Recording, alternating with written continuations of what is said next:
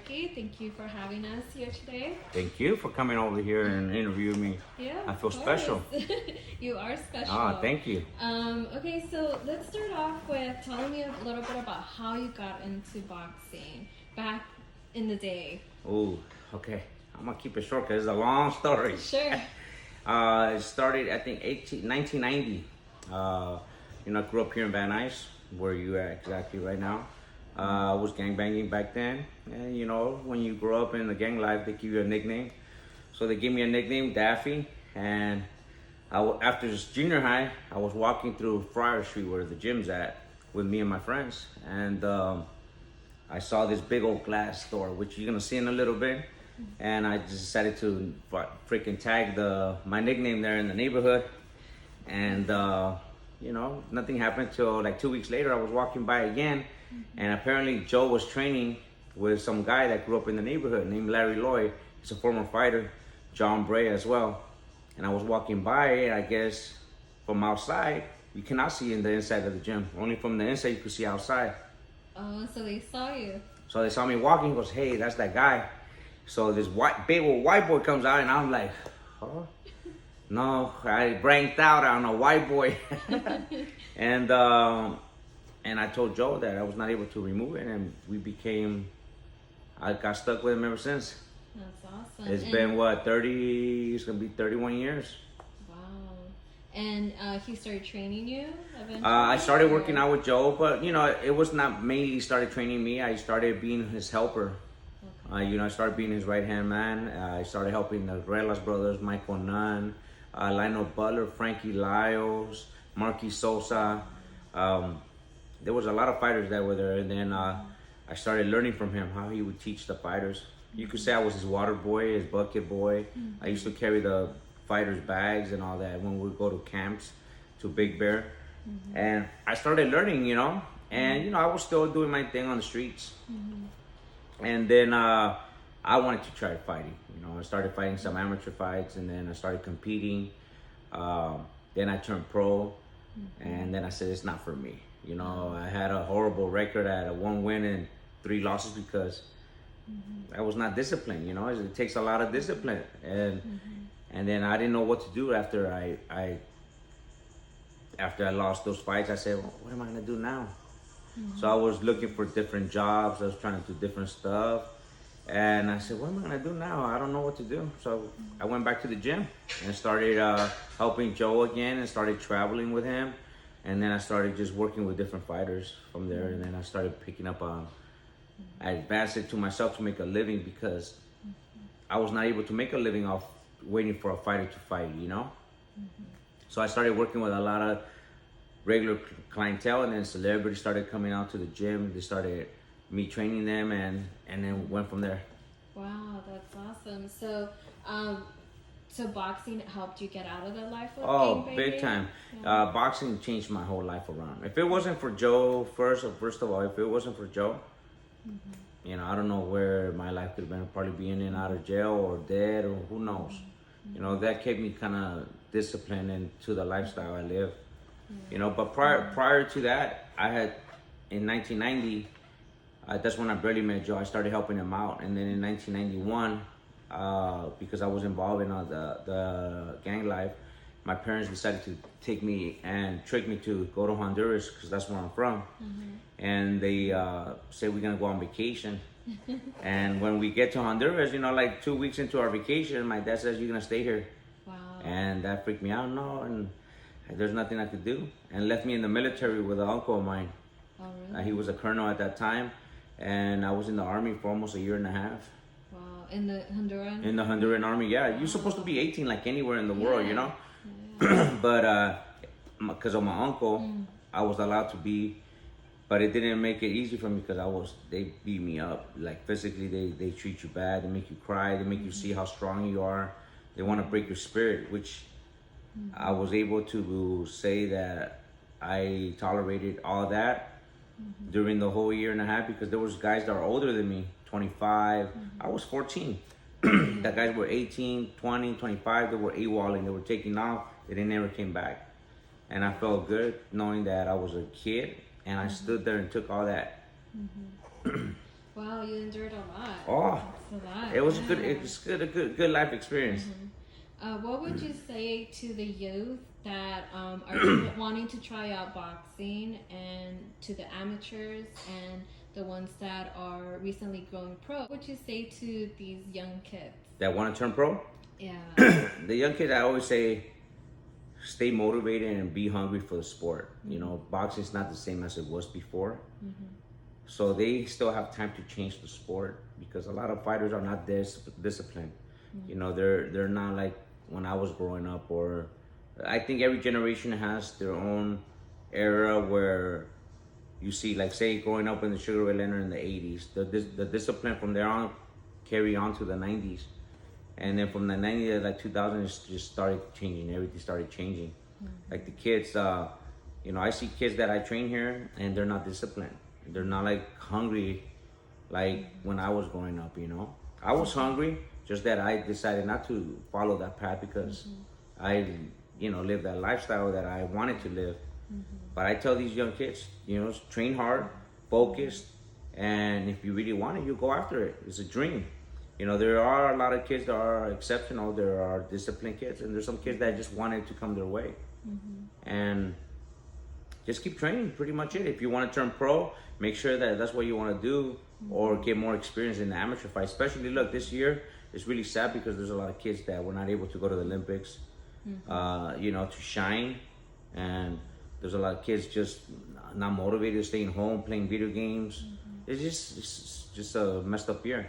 Yeah, so you were saying how these amateur fighters, you know, they have to know how hungry they are, right? Yeah. Because a lot of them imagine, okay, well, I'm gonna be like, you know, the Charlos, wearing gold chains and all these things, but I don't think they realize the hard work that goes into it. What would you, how would you describe the hard work that these pro fighters at that elite level go through? Yeah. Oh, listen, it's not. You gotta be very talented and special to be at that level where you make hundreds of thousands of dollars to $1 million. The Charlos are. I work with Jermel. Jermel is he's tough, and you know they have a name. You know, they're very, you could say, cocky, but at the same time confident. They made their money because they work hard. It's not easy, you know. They're fighting this Saturday, so it's gonna be very. I want to see what they really have. You know, they're stepping up, but they work. They say they made the chips. They put in the hard work, and that's what I want to see kids. They have to put in that work. You know, I get a lot of kids that come into the gym and they say, "Well, I want to spar already." Well, you just barely have a month training. You know, you have a 6 months training, but you get tired when you're hitting the bag. So how you know, you gotta be disciplined. And you look, I was a kid that was a mess up. So I try to encourage those young kids. I try to encourage them, but if they don't want it, there's nothing you could do, you know. Sometimes they get overwhelmed and they go from gym to gym to gym to gym, you know. And when I work with a lot of pro fighters, same thing, you know, even though they were world champions or former world champions, it's just the discipline's not as there. You know, they were not hungry as when they were younger. They made millions of dollars, and it's not the same no more. They're just going there for a payday, and it's sad. And it's really sad to see a lot of fighters like that, because a lot of fighters, just like you said, a lot of kids see these fighters. Just like when you grow up in the neighborhood, you see a lot of gangbangers in and out of jail. A lot of kids grow up, oh, I want to be a gangster like him, or I want to be a mobster, or whatever it may be. A lot of kids say, I want to grow up and be a world champion and have a gold chain, cars. But the thing is, after boxing, what do you have? Are you gonna have investments? Do you have businesses? You know, that's what I want these young kids. You know, like my nephew had 13 pro fights. He had 1 loss, and he don't want to fight no more. And I can't force him. You know, he was very talented. To me, he was special. But the thing that really changed our lives was when our promoter and our good friend Dan Goossen passed away.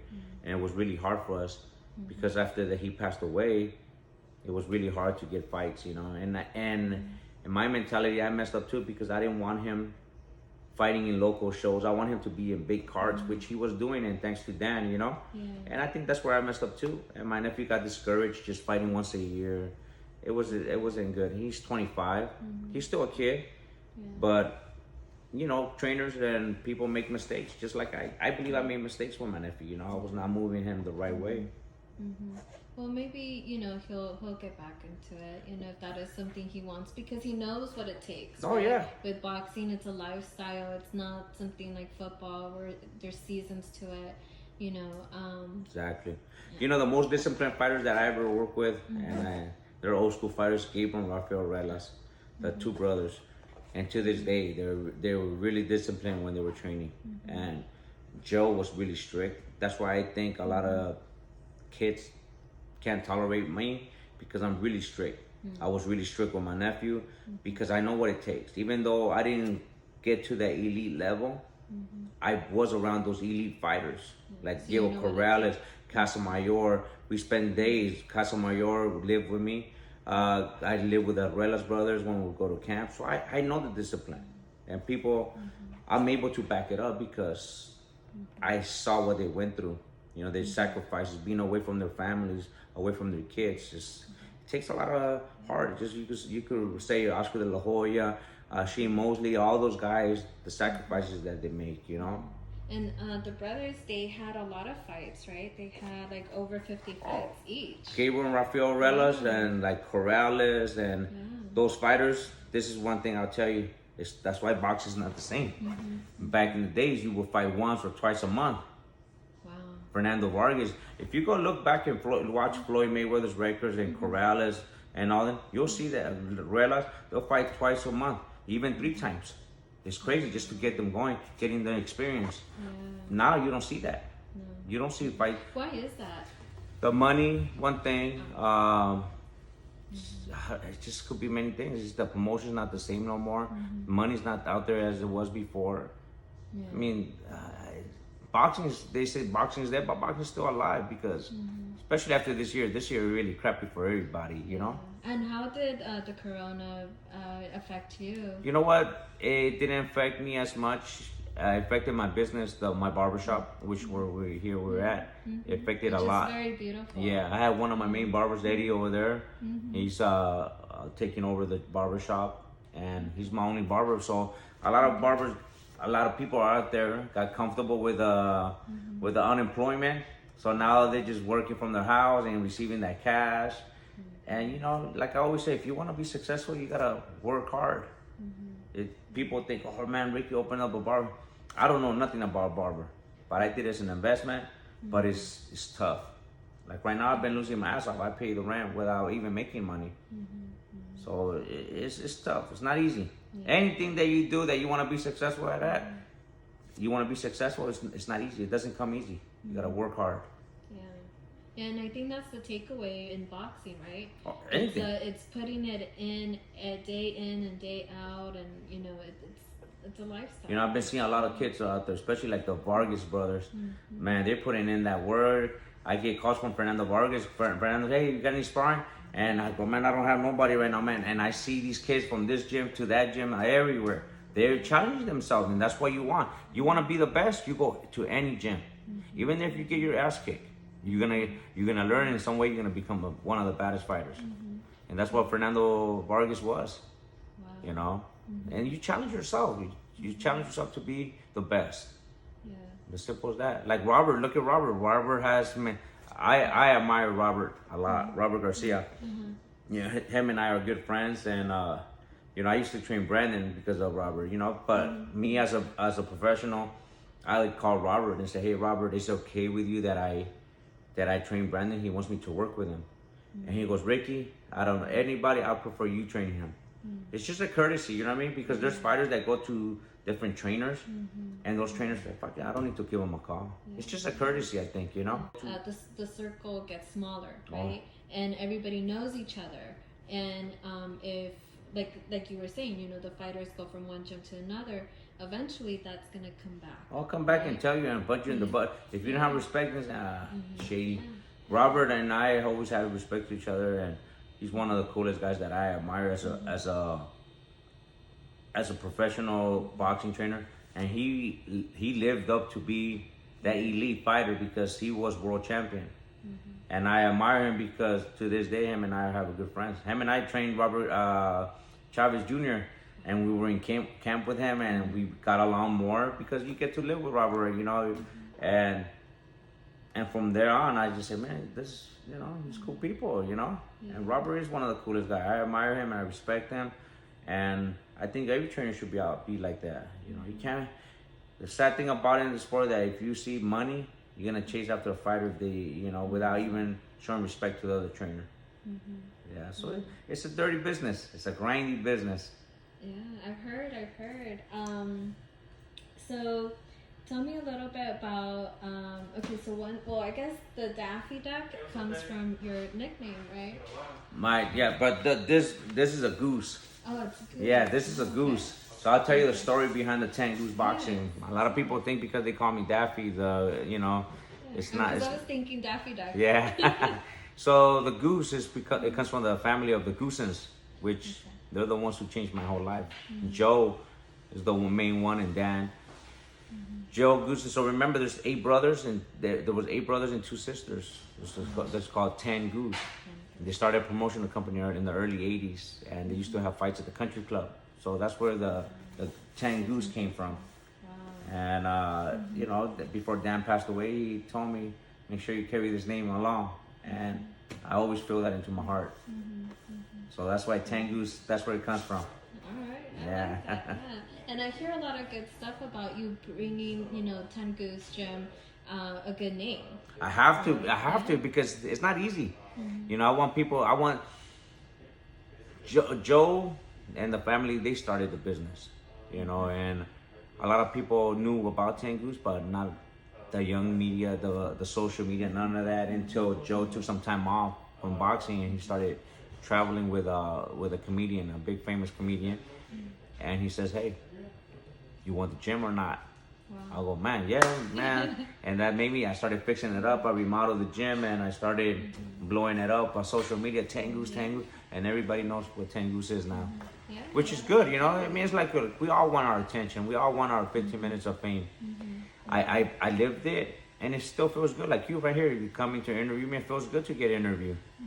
And it's a pleasure to have met you. I mean, I think we met a few years ago, a couple times, and just knowing you from, you know, watching you on TV and just like, you know, and Step Back and everybody, you know, you do live up to that name. Thank you. Thank you. And I am really pleased to have, like, you know, be able to share your story as well. Thank you. I appreciate it. And, you know, a lot of people say, oh, Ricky is an asshole. Ricky is humble. Look, we all could be like that. Look, some people think, oh, I could be an asshole. And I'm really straight out. It's just how you approach me and how you rub me. If you're going to rub me the right way or the wrong way, I'm still a normal person. It's like anybody. If I rub you the wrong way, you're going to say something that, see, a lot of people could critique or could say anything they want on social media. Oh, he's a junk punk, he's this. I'm gonna defend myself no matter what. So if I stay quiet, what if I talk back? Well, he's an asshole. You talking shit to me? I'm gonna talk shit back. But that's the sport. I'm in the sport of boxing where you talk shit, and if you defend yourself, you gotta back it up. So just because I defend myself doesn't make me a punk or a jerk, you know. It just shows you that you have the right to speak to me. I'm gonna have the right back to speak to you back, you know. If you speak to me with respect, I'm gonna treat you with respect. It goes both ways. And I think boxing is a disciplined sport. If you're not disciplined in this sport, either you're gonna make it or you don't. Simple as that. It doesn't matter how talented you are, because I've seen a lot of talent. And I see a lot of talent go down the drain, you know, because they're arrogant, cocky, and they think they're all that. The women. No, the women, the drugs, alcohol. Hey, it gets to you. I won't do this. Yeah, you know what? It will catch up to you. If you're with the wrong crowd, it's gonna get to you. I've seen a lot of fighters that start off in our gym with nobody, and then as soon as they start making a name for themselves, you start seeing a 1 or 2. 3, and then 4, and then 5, and then you start having a whole entourage. It's just, you know, because you see a lot of leeches. Yeah, they all come, right? When you're starting to make that money. Yeah. No, I mean, I grew up around there and I could smell it a mile away. When I see people, I smell it. Yeah. Especially in my gym, I smell. If I see somebody that's getting closer, I smell it. Yeah. You know, they're in there for the fame. They're in there to try to get some money. And I used to be with one of the best fighters. James Toney was one of the best fighters that I used to work with. And he would have leeches around. You know, people would suck you dry, and when you have nothing, nobody's around. Yeah. So, yeah. Very true. Well, thank you for your time. I'm sure we could continue to talk so much more. But any last words that you have for The kids? Yeah, for the I'll kids. tell you this. Yeah. If you're training to be a fighter, stay focused. Look at the badass fighters that were, that were disciplined. And, if you find that you have a special fighter, look, and I'll give you guys an example. Floyd Mayweather. Floyd Mayweather is hated by so many, but love him at the same time. Floyd is one of the most disciplined fighters in the world. To this day, he's so disciplined. And he's one of those exceptional fighters that he could retire 5 years, 6 years, he'll come back and still make a name for himself and still make a lot of money. And I used to see him, like, I'll give you an example. People that grew up in the Muhammad Ali era and saw Muhammad Ali train in the gym, 30, 40 years later, they're probably speaking about it to their grandkids, say, man, I seen Muhammad Ali train. I'm one of those guys that could say that about Floyd 30 years, God willing, if I'm still alive, that could say that I saw Floyd Mayweather in my gym work out every day. When he would start camps, I would see him and how disciplined he is, how many hours, how focused. Floyd is one of those guys that he has a lot of people around, and when he's in there, it's just Floyd. He focuses on what he's doing, and he could see, and he could hear. He could hear everything. So stay disciplined and don't take it for granted, because I was taught, and a friend of mine told me, John Bray, he's a former, he was in the USA boxing, one of the top amateur fighters. He told me, Ricky, if you really want to box, do it now. Don't wait till 27, because once you turn 27, you're going to be 30 and then 35. I'm 43 now. It went like this, and I go, man, I should have just done that back then. You can't go back. Yeah, that's very true. Yeah. Well, thank you so much. Thank you, Yolanda. I appreciate it. Thank you.